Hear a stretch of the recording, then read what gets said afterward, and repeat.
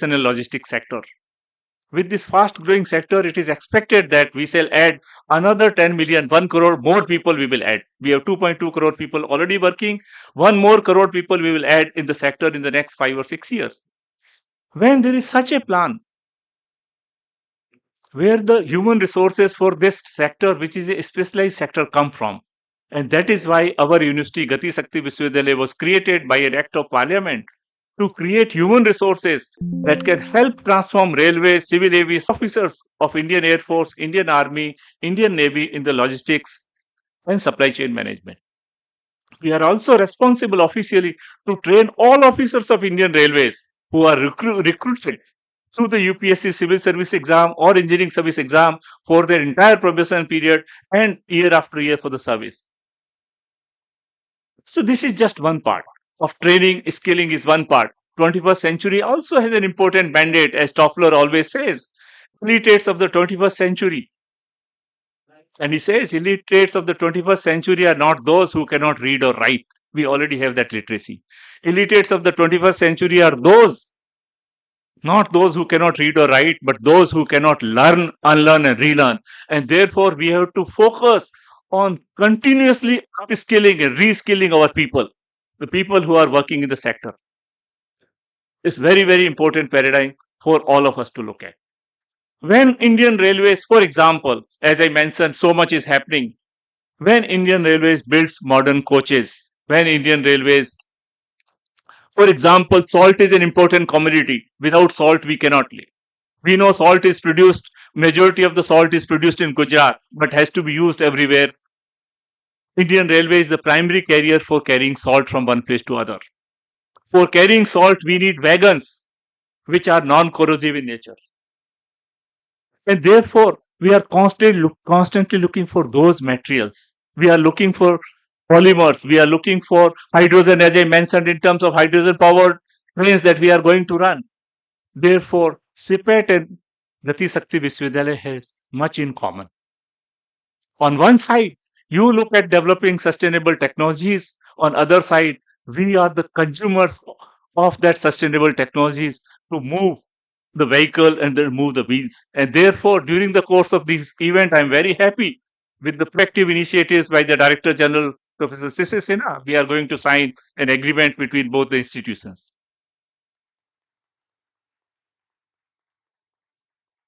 As a country, we are a very responsible country. During G20 summit and earlier, we were the first ones, among the first ones to agree to the Paris Accord and to commit to the net zero targets that by 2070 India shall be net zero. We have set an ambitious goal of producing 500 gigawatt of renewable energy by 2030, and we are working very extremely fast for that. And therefore, the sustainable aspect for Viksit Bharat is already inbuilt. Whether we are doing through wind energy or solar energy or trying to find alternate fuels for each forms of transportation, as you know, is a major consumer of the fuels, and we are moving from other forms of fuel, fossil fuels, to more of the sustainable fuels in the transportation sector. This partnership with CIPET shall be very essential, very helpful to all of us. In summary, I want to wish the conference all the best, and I want to assure that from Gati Shakti Vishwavidyalaya, one very important initiative, why this university is named Gati Shakti Vishwavidyalaya. Maybe I'll take 2 more minutes. In India, we have all grown up looking at infrastructure development happening. We have seen that telecom sector has grown. At one point of time, we did not have even telephone lines at our home, and we had to use a lot of safaris to get that. So optical fiber was laid out, highways were getting built, roads were getting built, and we have also seen one day a road will be built up, next day somebody from the telecom department will come and dig it up. We have also seen a new rail line will be designed, conceived and planned, but a clearance from Environment or Forest Ministry will hold up the project. Therefore, these infrastructure projects were often facing the issues of project delays.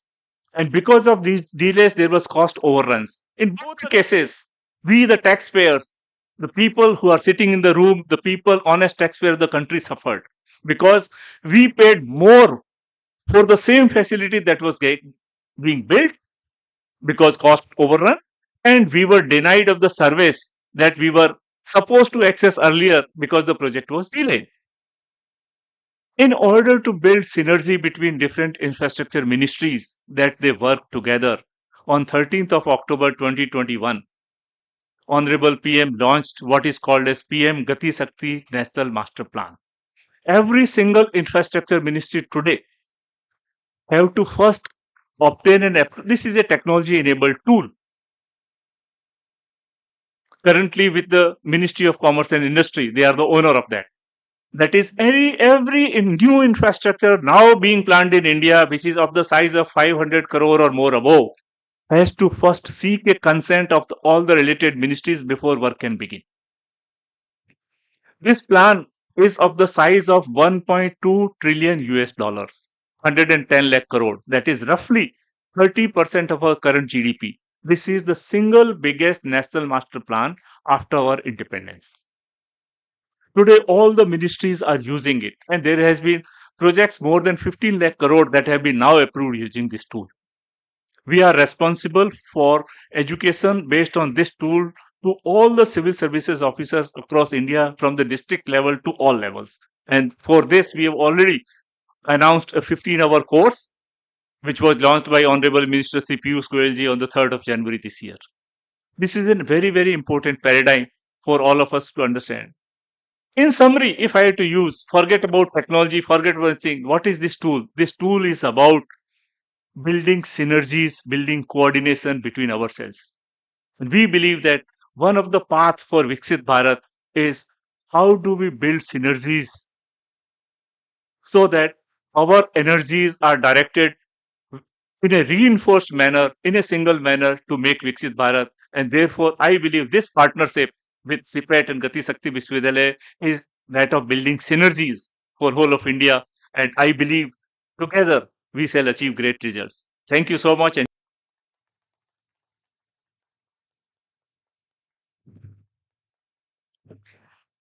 बहुत बहुत धन्यवाद sir आपके इस मार्गदर्शी उद्बोधन के लिए।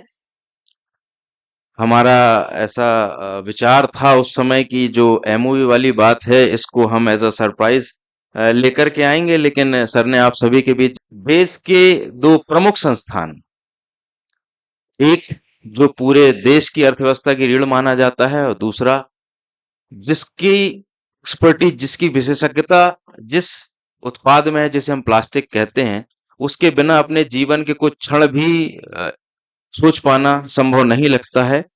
मुझे पूरा विश्वास है कि जब ये दो संस्थान मिलेंगे तो विकसित भारत का जो लक्ष्य है, जो सपना है, इसको प्राप्त करने की जो गति है वो निश्चित तौर पे आगे बढ़ेगी। अब वक्त आ गया है ऐसी शख्सियत को अनुरोध करने का जिनके जिस संस्था को बिलोंग करते हैं उस संस्था की स्थापना 1995 में हुई थी, और कहते हैं कि एक पीढ़ी जब पौधा लगाती है तो उसका फल अगली पीढ़ी को मिलता है। कुछ इसी कहावत का यहाँ पे सत्यापीकरण हुआ है कि प्रौद्योगिकी विकास बोर्ड जब संस्थापित हुआ था तब किसी ने शायद कल्पना भी नहीं की होगी कि एक वक्त आएगा कि सारे विश्व में भारत जो है वो स्टार्टअप के मामले में नंबर 1 होगा और सबसे तेजी से बढ़ने वाले यूनिकॉर्न इस देश से निकलेंगे। हमारे बीच उपस्थित है आदरणीय श्री राजेश कुमार पाठक सर, सचिव प्रौद्योगिकी विकास बोर्ड, भारत सरकार। मैं आपसे अनुरोध करूंगा कि आप भी हम सभी को मार्गदर्शन प्रदान करें sir.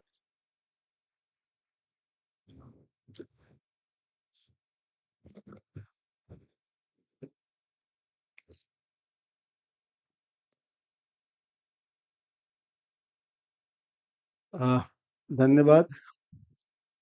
First of all good morning to all of you.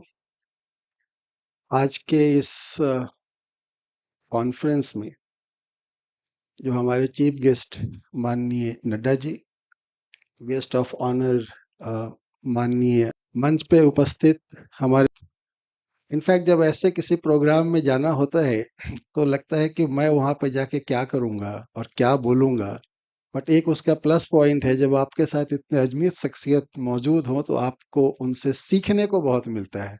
और अभी जो हमारे प्रीवियस स्पीकर मनोज चौधरी बातें बताई, as a career bureaucrat probably वो हमें नोट करने की आवश्यकता है और उसको अपने साथ आत्मसात करने की जरूरत है। पद्म भूषण पद्मश्री अनिल प्रकाश जी, डॉक्टर शिशिर सिन्हा, जिन्होंने जबरदस्ती despite so much stressful last week we had, हमें पकड़ के नहीं, आपको एक दिन के लिए तो आना ही पड़ेगा, और मैं अब छोटे भाई की रिक्वेस्ट को कैसे मना कर सकता हूँ। मैंने कहा ठीक है, मैं एक दिन तो आपके साथ जरूर बिताऊंगा। हमारे साथ मंच पे दीपक मिश्रा जी, जेएस डीसीपीसी एंड अन्य सीपेट के अधिकारीगण, और जो माननीय गणमान्य व्यक्ति जो हमारे साथ आज इस कॉन्फ्रेंस में है, आप सभी का बहुत बहुत धन्यवाद। सर्वप्रथम आज का दिन बहुत इम्पोर्टेंट है, 8 मार्च विमेंस डे के लिए। तो मैं तो यहीं से एक संस्कृत के छोटा सा श्लोक से शुरू करना चाहूंगा आज का, कि यत्र नार्यस्त पूजयन्ते रमन्ते तत्र देवता। तो जहां नारी की पूजा होती है वहीं पे देवता निवास करते हैं। और आज आपने इस स्वीट 16 जिसको कहते हैं 16वें आपका अंतर्राष्ट्रीय कॉन्फ्रेंस का आज आपने स्टार्ट करने के लिए, आपको जानकारियां इनके साथ जुड़ने के साथ ये मिलता गया। तो नो प्लास्टिक